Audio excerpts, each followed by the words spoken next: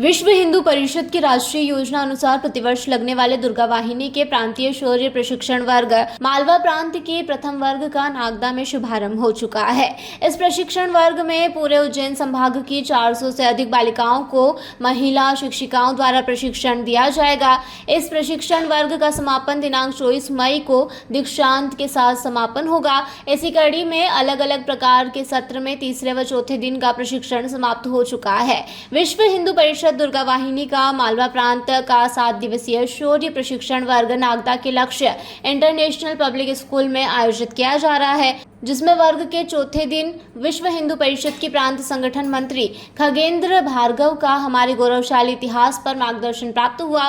भार्गव ने अपने वक्तव्य में कहा कि मुगलों एवं अंग्रेजी आक्रांताओं के कारण आज का भारत किस प्रकार आत्महीनता की ओर अग्रसर होकर हमारे गौरवशाली इतिहास को भूलता जा रहा है। तो किसको खा के जीवित रह सकता है, इस प्रकार का सारा वर्णन भरद्वाज के विमान शास्त्र में भी है।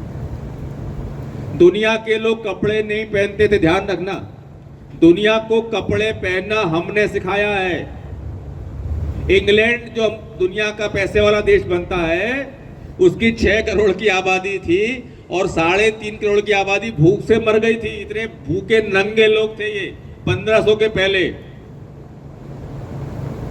तो इसलिए दुनिया को कपड़े पहनना हमने सिखाया, दुनिया को कपड़े का व्यापार हमने किया। और कितना प्रसिद्ध था कि एक बार उसका उदाहरण चलता है कपड़ों के बारे में। औरंगजेब की बेटी उनके पास पहुंची तो उन्होंने उनका नालायक बेशर्म बेहया, तेरे को तमीज नहीं है, बाप के सामने कैसे कपड़े पहन के आना चाहिए। उन्होंने कहा पिताजी मैंने 7 तह करके कपड़ा पहना, इतना बारीक है, हम क्या करें। एक ईरान के एक राजदूत भारत से एक नाइल का खोल में कपड़ा रख के ले गए। राजदूत ने राजा को सुल्तान को भेंट किया और कहा कि भारत से लाया हूं। उन्होंने नारियल लाए हो? उन्हें खोलो तो सही। खोला तो 30 यार्ड लंबा, 30 मीटर के बराबर लंबा कपड़ा खोल में निकला। इतना बारीक कपड़ा बनाने की परंपरा हिंदुस्तान में थी। ढाका का मलमल यूं ही प्रसिद्ध नहीं था। आज का विज्ञान जो धागा बनाता है ना, धागे का नाप जो होता है वो काउंट होता है, जितने ज्यादा काउंट बढ़ेंगे उतना पतला। तो आज का जो विज्ञान है, आज का टेक्सटाइल है, वो 500 काउंट का धागा ही बना पाता है, इससे पतला नहीं बना पाता। लेकिन ढाका मलमल के जो अवशेष मिलते हैं, उसके धागे को जब नापा तो 2500 काउंट का पतला महीन धागा बनाने की परंपरा हमारे हिंदुस्तान में थी। जब अंग्रेज आए तो उन्होंने इन कपड़ा बनाने वालों पर टैक्स लगाया और बाद में तो ढाका का मलमल पहनना और बनाना दोनों को गैर कानूनी घोषित कर दिया और अंगूठे काट दिए कारीगरों के।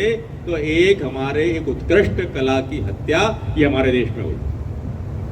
वनस्पति विज्ञान की जूलॉजी की बात करें तो सबसे पहले जगदीश चंद्र बसु ने सिद्ध किया कि पेड़ों में जीवन होता है। मालूम है ना आपने कोई बात? लेकिन जगदीश चंद्र बसु से पहले महाभारत लिखा गया इस देश में। महाभारत के शांति पर्व में भरद्वाज और भृगु का संवाद है।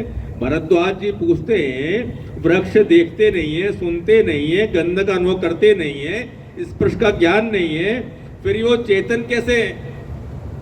तो भृगु उत्तर देते हैं कि वृक्ष ठोस जान पड़ते हैं, परंतु इनमें आकाश तत्व भी है, जिसमें इनमें नित्य फल फूल पैदा होते हैं, इनमें जीवन है।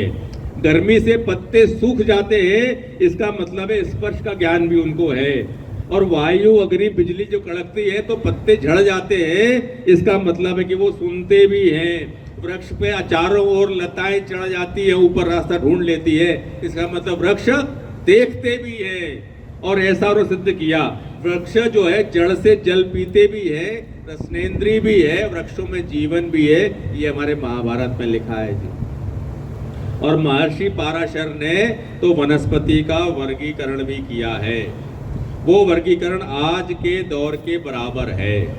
खाचरोद से समृत सेन की रिपोर्ट।